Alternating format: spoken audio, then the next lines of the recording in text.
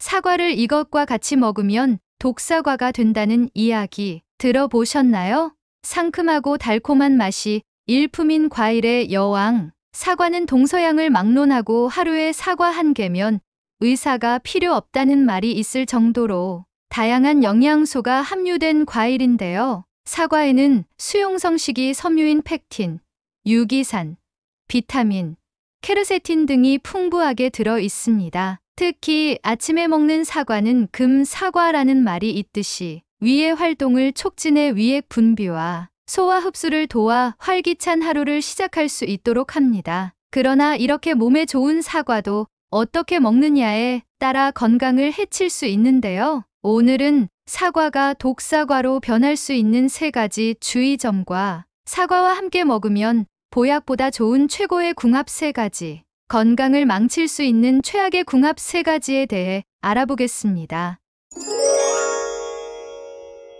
독사과로 변하는 첫 번째는 사과씨입니다. 사과를 먹을 때 씨를 함께 먹는 경우는 많지 않지만 가끔 실수로 사과씨를 삼키는 경우가 있을 수 있는데요. 사과씨에는 아미그달린이라는 성분이 들어있는데 이 성분이 우리 몸에서 소화될 때 시안화수소를 방출할 수 있습니다. 시안화수소는 매우 유독한 물질로 구토, 어지러움, 두통 등의 증상을 유발할 수 있으며 심한 경우 혈압과 신장에도 심각한 문제를 일으킬 수 있는데요. 물론 사과씨 하나에서 나오는 시안화수소의 양은 미미하기 때문에 일반적으로 걱정할 필요는 없습니다. 그러나 사과씨를 대량으로 섭취할 경우 위험이 크게 증가하는데요. 특히 어린아이들이나 건강에 문제가 있는 사람들에게는 작은 양의 시안화수소도 치명적일 수 있습니다. 어린아이의 경우 성인보다 체구가 작고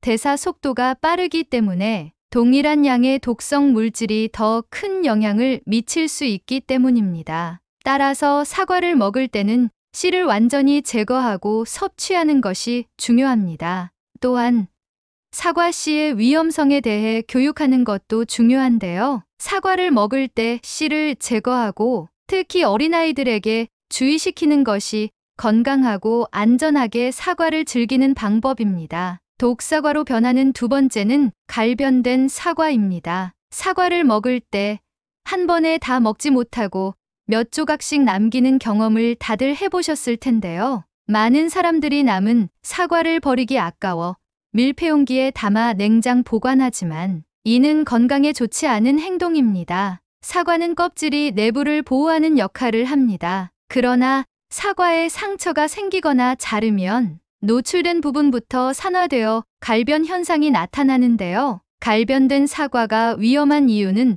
바로 산화 과정에서 활성산소가 생성되기 때문입니다. 활성산소는 우리 몸의 세포와 DNA를 공격하여 다양한 만성 질환과 노화를 촉진합니다. 적절한 양의 활성산소는 체내에서 세균이나 바이러스를 파괴해 우리 몸을 지켜주지만 과다하게 생성되면 오히려 인체를 공격하는 물질이 되기 때문이죠. 이렇게 활성산소 농도가 증가하여 정상 세포를 손상시키는 것을 산화 스트레스라고 합니다. 이는 만성 피로, 고지혈증, 동맥경화증, 심지어 치매까지 유발할 수 있습니다. 사과의 갈변 현상을 막기 위해 식약처에서는 몇 가지 방법을 권장하고 있는데요. 스테인리스 칼을 사용하여 사과를 자른다거나 사과를 자른 후 소금물, 식초 또는 레몬즙에 담그는 방법도 있습니다. 이러한 방법은 산소와의 접촉을 최소화하여 갈변을 늦출 수 있기 때문인데요. 그러나 이 방법들은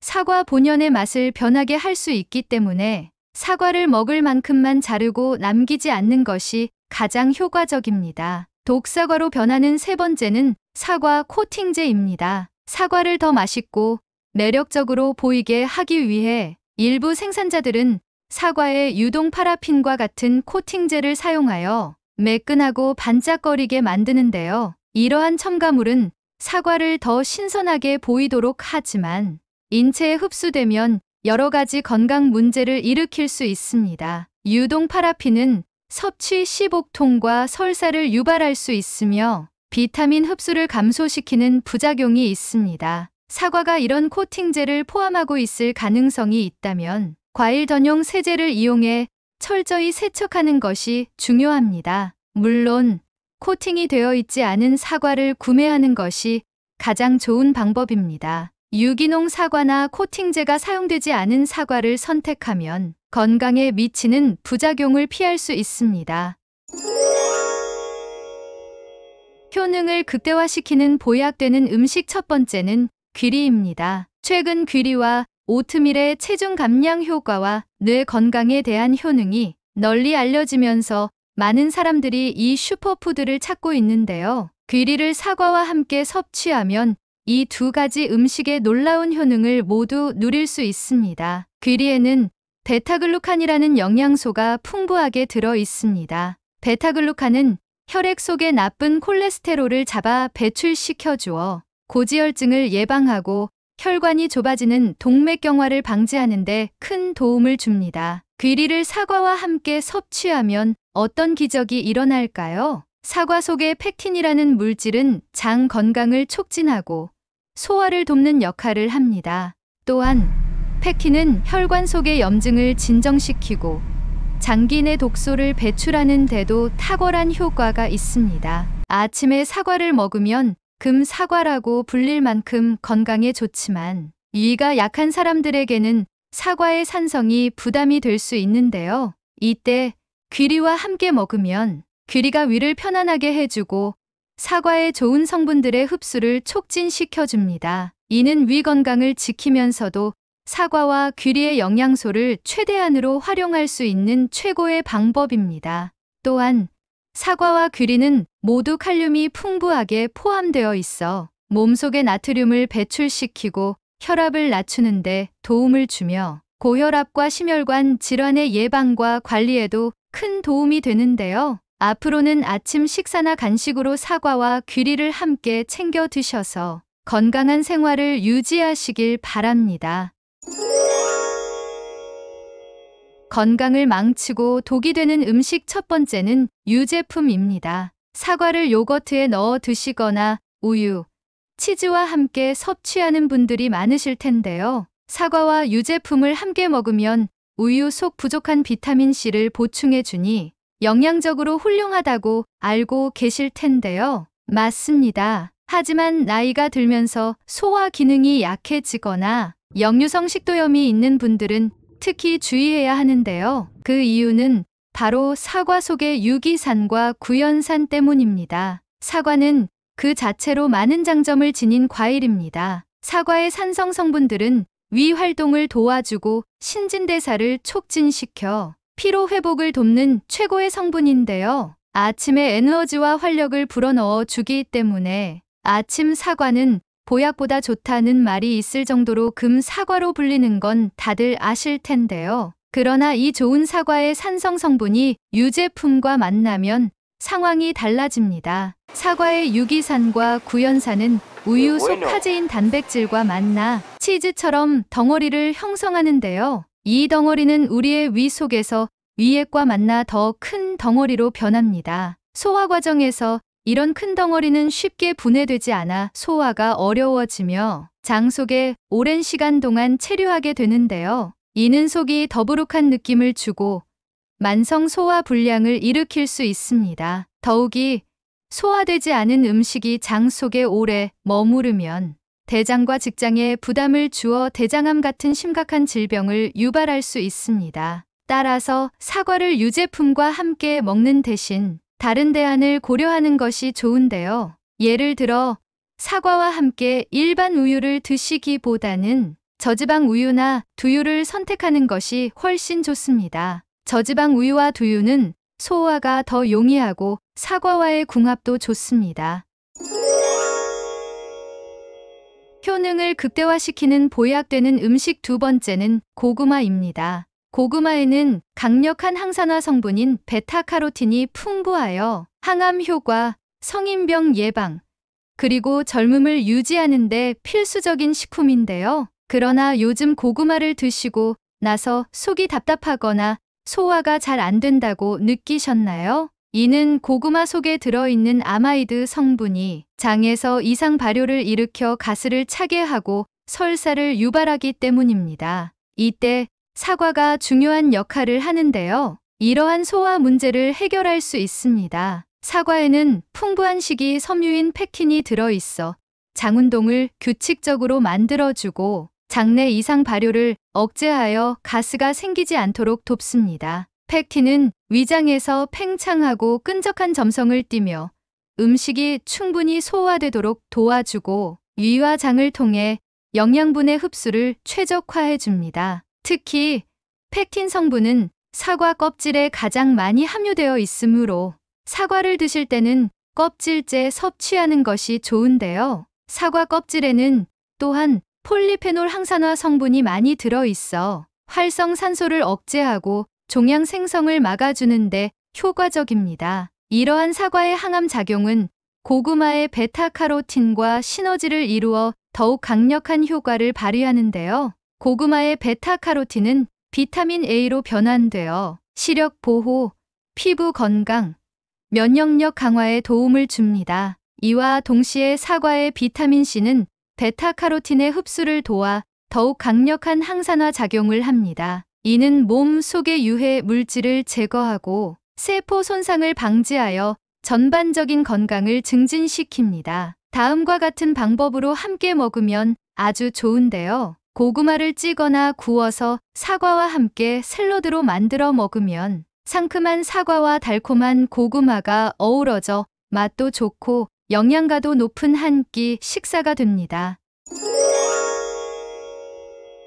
건강을 망치고 독이 되는 음식 두 번째는 튀김입니다. 기름진 음식을 드신 후 속이 더부룩해 상큼한 사과를 찾으시는 분들이 많으실 텐데요. 사실 이는 건강에 매우 좋지 않은 조합입니다. 먼저 튀김과 전은 바삭한 식감을 내기 위해 많은 기름을 사용하는데요. 이러한 기름은 나쁜 콜레스테롤 수치를 높여 심혈관 질환의 위험을 증가시킬 뿐만 아니라 열량이 매우 높아 비만을 유발할 수 있습니다. 또한 기름진 음식은 몸속의 만성 염증을 일으키기 쉽습니다. 그렇다면 왜 특히 사과와 함께 먹으면 안 될까요? 그 이유는 바로 소화 속도 차이 때문인데요. 기름진 음식 속의 포화 지방은 소화하는 데 매우 오랜 시간이 걸립니다. 반면 사과는 소화 속도가 매우 빠릅니다. 이렇게 소화 시간이 크게 차이 나면 소화 흐름을 깨뜨리게 되어 소화기 계통에 부담을 줍니다. 기름진 음식이 위장에 오래 머무르면서 위장 운동을 방해하고 위점막을 손상시킬 수 있습니다. 또한 기름진 음식과 사과를 함께 먹으면 위장 내에 노폐물이 쌓이기 쉬운데요. 이러한 노폐물들은 위벽을 딱딱하게 만들고 소화불량과 담석증을 유발할 수 있습니다. 소화 기능이 저하되면 영양분이 뇌로 공급되는 속도가 느려져 집중력이 떨어지고 피로를 자주 느끼게 됩니다. 이는 일상생활의 질을 저하시킬 뿐만 아니라 심각한 경우 뇌신경의 전달 속도가 늦어져 인지 능력이 떨어지고 치매를 유발할 수 있습니다. 따라서 사과와 기름진 음식을 함께 섭취하는 것을 피하는 것이 좋습니다. 만약 기름진 음식을 먹었다면 소화가 완료된 후 충분한 시간을 두고 사과를 섭취하는 것이 좋습니다. 이는 소화기 건강을 지키고 영양소의 효율적인 흡수를 도와줍니다.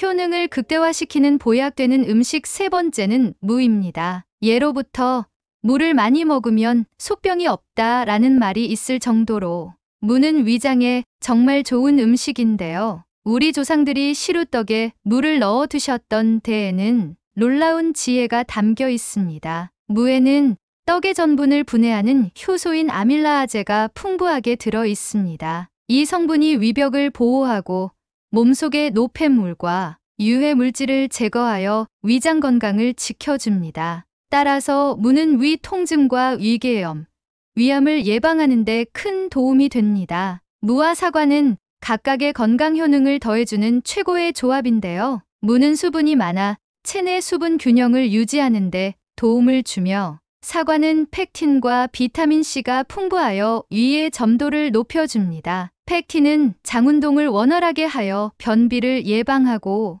소화를 돕는 중요한 역할을 하는데요. 또한 사과와 무 모두 식이섬유와 칼륨, 비타민이 풍부하여 함께 섭취하면 자연 그대로의 안전한 종합 영양제를 먹는 것과 같습니다. 아침 공복에 무와 사과를 함께 갈아 주스로 만들어 드시면 어떨까요? 열량이 낮아 다이어트에도 좋고 사과의 새콤한 맛이 위에 자극을 주지 않아 부담 없이 즐길 수 있는데요. 무와 사과 주스는 소화를 돕고 신진대사를 촉진하며 활기찬 하루를 시작하는데 완벽한 선택입니다. 무와 사과를 갈아 만든 주스는 식사 대용으로도 좋고 간편한 영양 보충제로 활용할 수 있습니다. 무에는 또한 비타민C와 항산화 물질이 풍부하여 면역력을 강화하고 염증을 줄이는데 도움을 줍니다. 사과와 무의 조합은 특히 겨울철 감기 예방에도 아주 좋은데요.